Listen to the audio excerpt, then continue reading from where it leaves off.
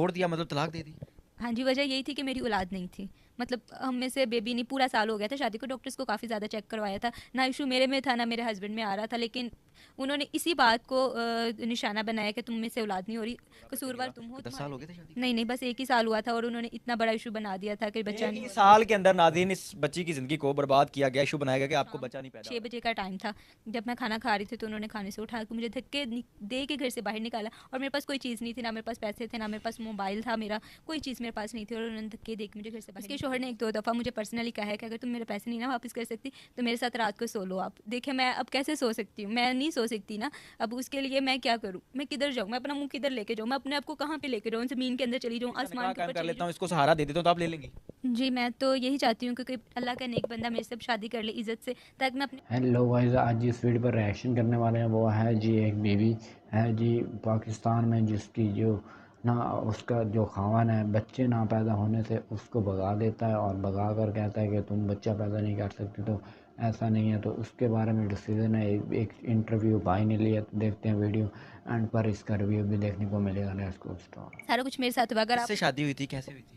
मेरे मामू ने एक अमीर घर में मेरी शादी की थी, जो कि मैं सोशल मीडिया पे कहना चाहूँगी, जो पेरेंट्स देख रहे हैं कि अगर आप अपनी बेटियों की शादी कर रहे हैं तो ये ना देखें कि जिस घर में शादी कर रहे हो वो घर अमीर होगा। आप अपनी बेटी के नसीब देखें, आप ये देखें कि हमारी बेटी का स्टैंडर्ड कहाँ पे मैच हो रहा है, आप अपने स्टैंडर्ड के साथ शादी करें। जहाँ के मेरी शादी अमीर घर में हुई थी, और वहाँ पे मुझे हर वक्त यही बात का ताना दिया जाता था कि तुम गरीब घर से आई हो, माँ बाप तुम्हारे हैं नहीं है, तुम्हारे मामू ने तुम्हारी परवरिश की है, तो इसमें इस बात का अब देखें, आप कह लें आप जहेज़ भी नहीं लेके आई, ऊपर से औलाद तुम्हारी नहीं हो रही। अब इसमें मेरा क्या कसूर है अगर मेरी औलाद नहीं है। अच्छा, आपकी शादी आपके मामू ने एक अच्छे घर में कर दी जो कि अमीर था, वेल सेटल लड़का था। उसके बाद क्या हुआ कि उसने आपको छोड़ दिया? वजह क्या बना के उसने छोड़ा आपको? छोड़ दिया मतलब तलाक दे दी? हाँ जी, वजह यही थी कि मेरी औलाद नहीं थी। मतलब हम में से बेबी नहीं, पूरा साल हो गया था शादी को, डॉक्टर्स को काफ़ी ज़्यादा चेक करवाया था। ना इशू मेरे में था, ना मेरे हस्बैंड में आ रहा था, लेकिन उन्होंने इसी बात को निशाना बनाया कि तुम में से औलाद नहीं हो रही, कसूरवार तुम हो, तुम्हारे में कमियां हैं। शादी को कितनी देर हो गई थी कि जो बच्चे का ये जो मसला बन गया कि बच्चा नहीं हो रहा, बच्चा नहीं हो रहा, कि 10 साल हो गए थे शादी नहीं, नहीं, बस 1 ही साल हुआ था और उन्होंने इतना बड़ा इशू बना दिया था कि को? बच्चा एक नहीं ही हो रहा। साल के अंदर नाज़रीन इस बच्ची की ज़िंदगी को बर्बाद किया गया, इशू बनाया गया कि आपको बच्चा नहीं पैदा हो रहा। तो खुदा का देन है, अल्लाह ने बड़ी ऐसी मिसालें दुनिया में बनाई हैं कि माँ बाप बुज़ुर्ग हो जाते हैं, बूढ़े हो जाते हैं, फिर औलाद होती है, क्योंकि ये तो मेरे रब ने देना होता है। अच्छा, 1 साल के अंदर ही उसने कहा जी आपको बच्चा पैदा नहीं हो रहा, मसला किसमें था, आप में या उसमें था? दोनों तरफ से मसला क्लियर आ रहा था, लेकिन वो कह रहे थे कि नहीं मसला आप में ही है, मसला लड़की में ही है, मसला आप में ही है, आप जाएं, आप जाएं। और शाम 6 बजे का टाइम था, जब मैं खाना खा रही थी तो उन्होंने खाने से उठा के मुझे धक्के दे के घर से बाहर निकाला, और मेरे पास कोई चीज़ नहीं थी, ना मेरे पास पैसे थे, ना मेरे पास मोबाइल था मेरा, कोई चीज़ मेरे पास नहीं थी, और उन्होंने धक्के दे के मुझे घर से बाहर निकाल दिया। उसी शख्स ने जिसके साथ आपका निकाह हुआ, जो आपका मजाजी खुदा था? जी, उसी शख्स ने जिसके साथ मेरा निकाह हुआ था, जिसके साथ मेरी शादी हुई थी, मेरे मामू ने मेरी शादी की थी। नाज़रीन, वो बच्ची रोए ना तो क्या करे, जिस बच्ची ने यतीमी की ज़िंदगी गुजारी हो, जिस बेटी ने मैं कहता हूँ कि यतीमी के अंदर ही सारी ज़िंदगी गुजार दी हो, जिस बच्ची को उसके मामू ने पाला हो, जिस बच्ची ने अपनी मामी की वो सारी बातें सुनी हो, जिस बच्ची ने अपनी ज़िंदगी इतनी तल्ख गुजारी हो, लेकिन फिर बाद में जब उसकी शादी हो और 100 दिल में अरमान होते हैं कि मेरी शादी होगी, मेरा शौहर होगा, वो मुझे अच्छे तरीके से मेरी ज़िंदगी गुजारेगा, मेरी अपनी ज़िंदगी हो जाएगी, लेकिन उसी बच्ची की जब ज़िंदगी उसका शौहर उसको घर से निकाल दे, सिर्फ यही वजह बना के कि आपके घर बच्चा नहीं हुआ, तो वो बच्ची रोए ना तो क्या करे। सैयद घराने से ताल्लुक़ रखती हैं? हाँ जी। वो जो शख्स है जिससे शादी हुई थी वो भी सैयद था या हाँ कोई और जी, था? वो भी सैयद ही था। एक सैयद ने उसको ज़रा रहम नहीं आया कि यार मेरी बीवी है, तो मैं इसके साथ इतना बड़ा जुल्म कर रहा हूँ? नहीं, उनको रहम नहीं आया, किसी और लड़की के साथ अफेयर था। 6 महीने से मैं ये चीज़ें देख रही थी, 6 महीने से मैं मुसलसल चैट देख रही थी, 6 महीने से मैं हर चीज़ देख रही थी। अगर मैं चुप थी सिर्फ इसलिए कि मेरा घर बसा रहे, मैं अपने मामू को क्या जाकर बताऊँगी, और जाऊँगी भी तो कहाँ जाऊँगी, किसी को बताऊँ भी तो क्या बताऊँ, लेकिन नहीं। यानी कि 6 महीने से उस शख्स का जो आपका शौहर था, उसका किसी और लड़की के साथ भी चक्कर था, रिलेशन था? जी, आप देखती रही? मैं देखती रही, बर्दाश्त करती रही, और ये बहुत मुश्किल होता है बर्दाश्त करना। बिल्कुल।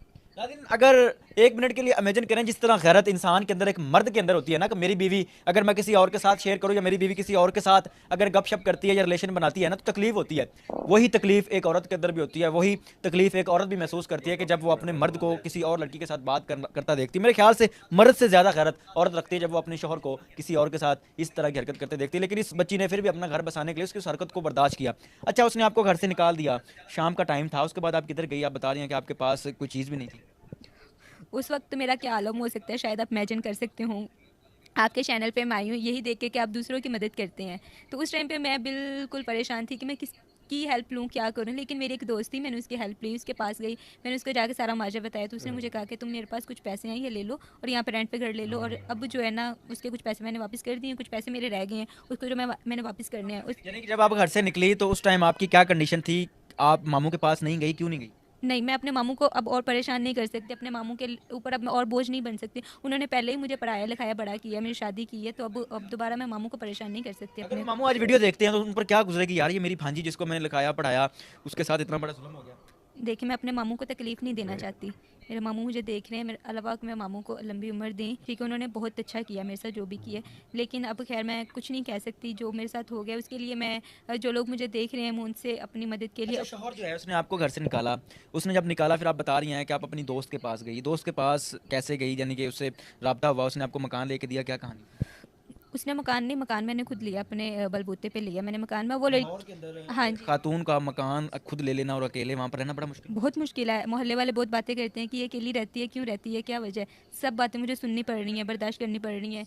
तो इस मामले में मैं अब क्या कर सकती हूँ, आप मुझे बताएं। मैं आपके पास आई हूँ, अपनी हेल्प के लिए आई हूँ आपके पास। अल्लाह की ज़ात है, सानिया फरमाएगी। मुझे बताएं कि आप ऑफ कैमरा बता रही थी कि जिस दोस्त से आपने कर्ज लिया था उसका शौहर भी तंग करता है, वो भी तंग करती हैं, क्या मामला है? वो अब देखें, उसने जो कर्ज दिया उन्होंने वापस तो लेना है ना, तो इसके लिए वो अब पैसे वापस मांगना चाह रहे हैं। कितना कर्ज लिया था और किस पर्पज़ के लिए लिया था? मैंने जो कर्ज लिया था ना, वो मैंने सिर्फ अपना घर लेने के लिए लिया था, कि एक मकान में लेके साइड पे होके कहीं पे बैठ जाऊंगी, चुप के बैठ जाऊंगी, लोगों की बुरी नज़रों से बच जाऊंगी।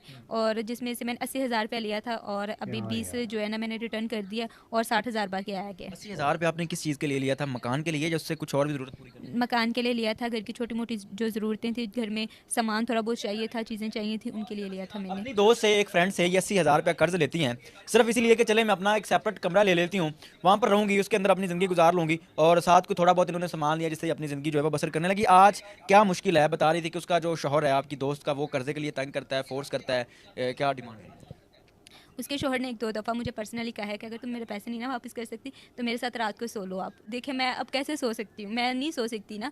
अब उसके लिए मैं क्या करूँ, मैं किधर जाऊँ, मैं अपना मुंह किधर लेके जाऊँ, मैं अपने आप को कहाँ पे लेके जाऊँ, ज़मीन के अंदर चली जाऊँ, आसमान के ऊपर चली जाऊँ, या खुदकुशी कर लूँ, मैं क्या करूँ, मुझे बताएं आप।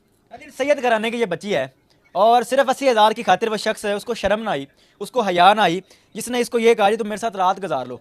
एक अच्छे घराने से ताल्लुक़ रखती हैं, एक अच्छे घर से ताल्लुक़ रखती हैं, और आज किस्मत ने इनको किस मोड़ पे लाके खड़ा कर दिया कि सोशल मीडिया पर ये मदद मांगने के लिए मजबूर हो गई हैं। मुझे बताइएगा कि आप बता रही हैं कि 20,000 रुपया जो है आपने उनको वापस दे दिया, पीछे कितने पैसे रहते हैं? 60,000 पीछे रह गए। अच्छा, 80,000 में से आपने 20,000 उनको दे दिया, बकाया उनका 60,000 रुपया रहता है। अब ज़िंदगी जो है वो कैसे गुजरेगी? देखा आपने क्या चल रहा है अपने पड़ोसी देश के अंदर।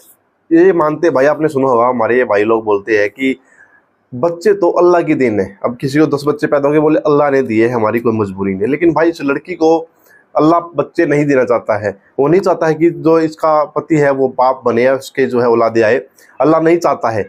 लेकिन भाई उन्होंने तो अल्लाह की जो है चीज़ों को बदल डाला है, उन्होंने बीवी को ही बदल दिया। अब बीवी को बदल दिया भाई, अपना किसी और से चक्कर चला रहे हैं। बीवी को है जो है कर्जा उठाया था, बीवी को जो है भाई पैसों के बदले में जो है उसके साथ रातें गुजारनी पड़ रही है। अब कहाँ चले जाता है भाई, जब पैदा होते तो बोलते थे अल्लाह की देन है। भाई ऊपर वाले उस अल्लाह को तो बदनाम मत करो, अपनी अयाशी के अंदर उस अल्लाह को तो बदनाम मत करो, कम से कम भगवान को तो बदनाम मत करो। ये है भाई जाहिल पाकिस्तान और इनकी जाहिल सोच। इन जाहिलों के बारे में क्या सोचते हैं प्लीज़ कमेंट करके बताइएगा। मिलेंगे आपसे नेक्स्ट पार्ट में, तब तक के लिए बाय बाय, जय श्री राम। इस वीडियो पर रिएक्शन किया तो देखा कि भाई ये खावन ने अपनी बीवी के साथ क्या किया कि भाई उसको औलाद नहीं हो रही थी। वो कह रही थी कि भाई मुझ में भी नुक्स नहीं है और मेरे खावन में भी नुक्स नहीं है, और उसने मुझे भगा दिया। और फिर भगाता क्या था, भाई तुम्हारा तो बेटा नहीं होता था, तो वो उसका जो खावन है वो चाहता नहीं है कि इसका बेटा हो, और उससे वो काम करवा रहा है, दूसरों के साथ कर्जा उठवा कर दूसरों के साथ भगा रहा, और आप खुद मज़े ले रहा है। ऐसा तो ना करो, अल्लाह की देन नहीं है जी, अल्लाह की देन नहीं है, अल्लाह हमारे साथ नहीं है, तो अल्लाह को तो बदनाम ना करो। जैसे भाई ने कहा कि भाई आपने तुम अपने चस्के पूरे करने में अल्लाह को बदनाम साथ में क्यों कर रहे हो, उसके बारे में भाई ने अच्छी तरह सही कहा। और दूसरी बात ये भी है गलत है, अगर तुम एक की बीवी के साथ अगर तुम शादी करते हो तो भाई उसके साथ अगर उसे बच्चे नहीं मिले तो उसका हक पूरा करो और उसके साथ हंसी खुशी रहो। अगर उसकी कोई रजामंदी है तो तुम काम करो, वरना दूसरी शादी तुम नहीं कर सकते। आप तो बट आपकी क्या राय कमेंट में आपने बताना है। तो मिलते हैं नेक्स्ट वीडियो के अंदर, तब के लिए बाय बाय गाइस।